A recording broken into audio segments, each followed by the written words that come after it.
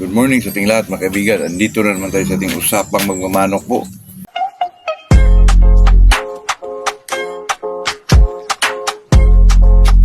Ito naman sa atin mga kaibigan ay talagang usapang magmamanok lang po.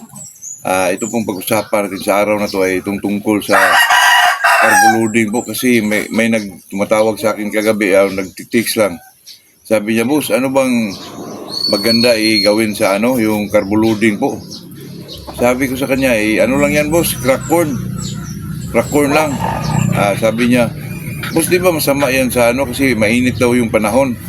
Sa atin naman mga kaibigan, itong crack corn po ito talaga ginagamit sa mga kaibigan, kung kayo ay magamit ng carbo loading during conditioning po. Pero yung iba naman mga kaibigan ay yung talaga, yung kanin talaga po. O sa akin mga kaibigan, gusto ko po yung crack corn talaga kasi yung crack corn, yun naman talaga nakasanayan mga kaibigan. Pero nowadays mga kaibigan, pag ako'y mag-condition po, hindi na ako gumagamit ng mga kaibigan, carbo loading po kasi ang carbo loading naman mga kaibigan, lalo na kasi gamitin lang ito sa conditioning Pag tayo naman ay mag-condition ng manok na kaibigan, mayroon naman tayong dextrose powder. Lagyan pa natin ng asukal, ganon. Kasi ang purpose ng carbo loading mga kaibigan, ludan mo ng carbohydrates po yung manok para naman, alam naman natin na yung carbohydrates, pag matunaw yun, ay magiging sugar yun.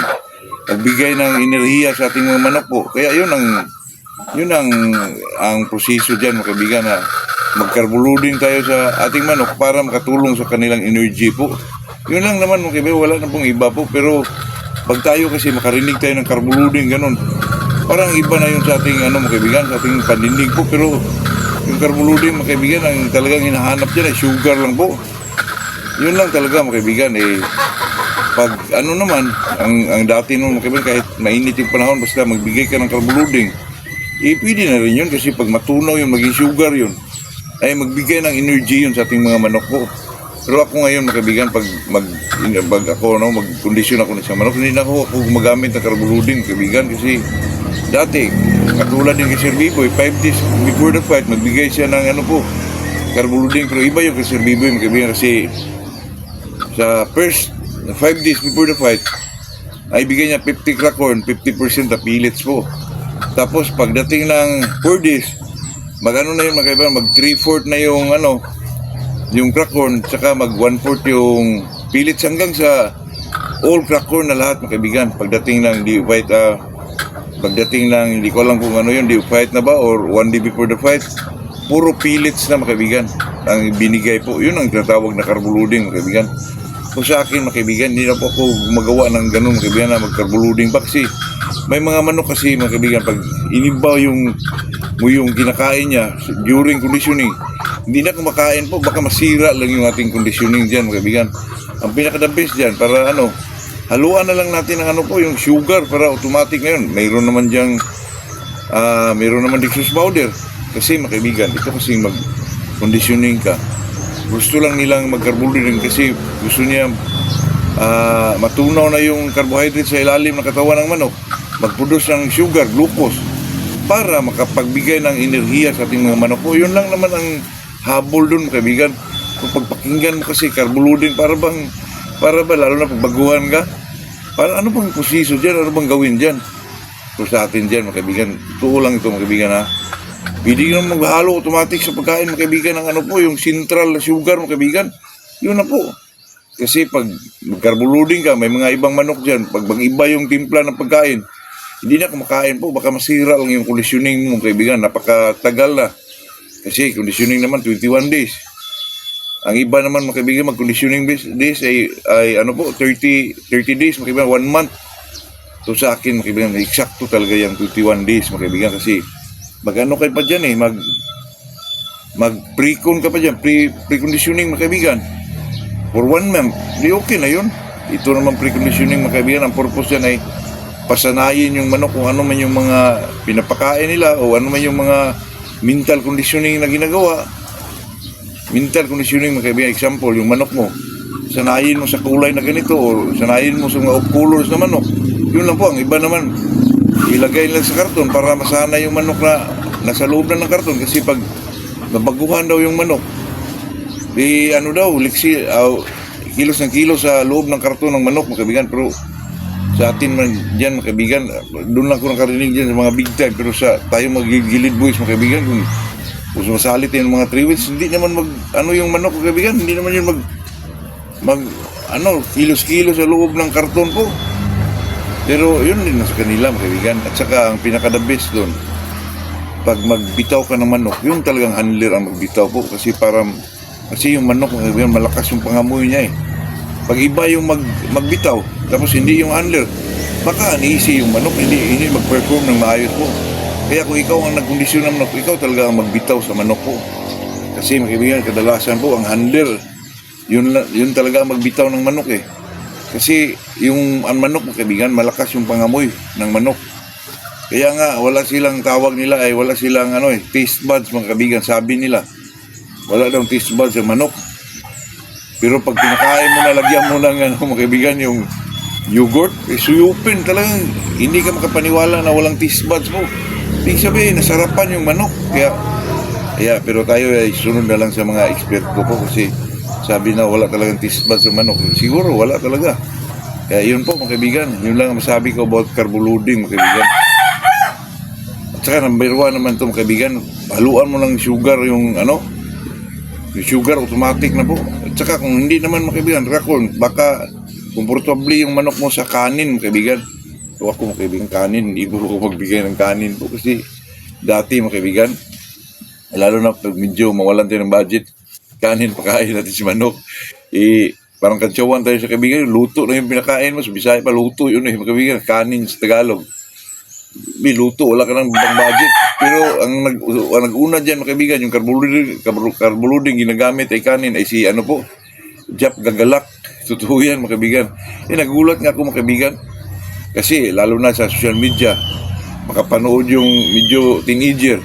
Yun talaga sundin po, kanin ang ginagamit. Pero totoo naman yun, mga kaibigan, kasi yung kanin, mga kaibigan, niluluto na yun. Parang hindi na masyado, di katulad ng crack corn, mga kaibigan, pag matunaw talaga yun. Paging sugar talaga, di katulad ng kanin na pinoprocess na yun. Kasi sinasaing yun eh.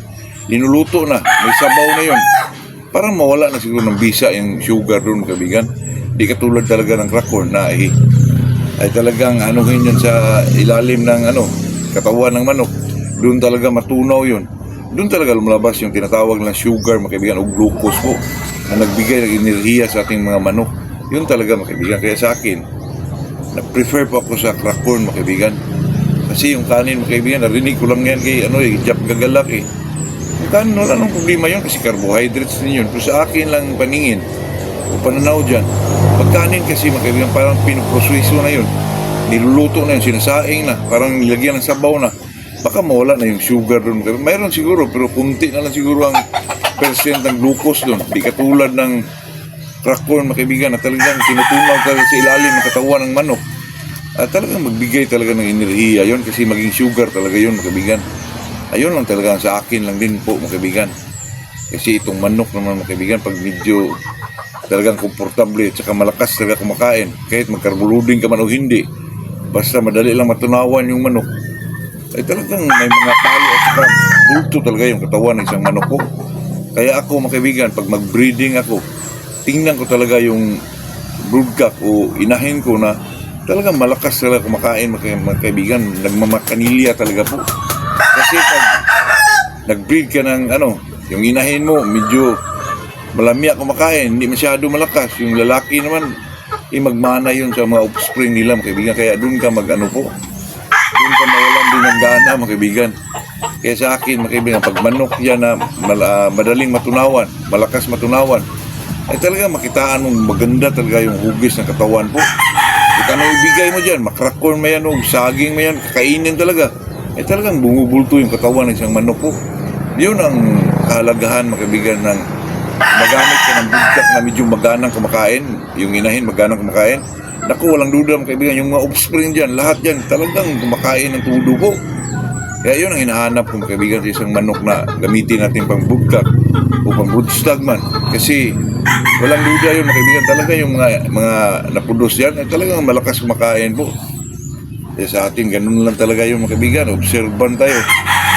Pag-obserba tayo, pakinggan natin yung kung sino man yung medyo master na sa pagmanok.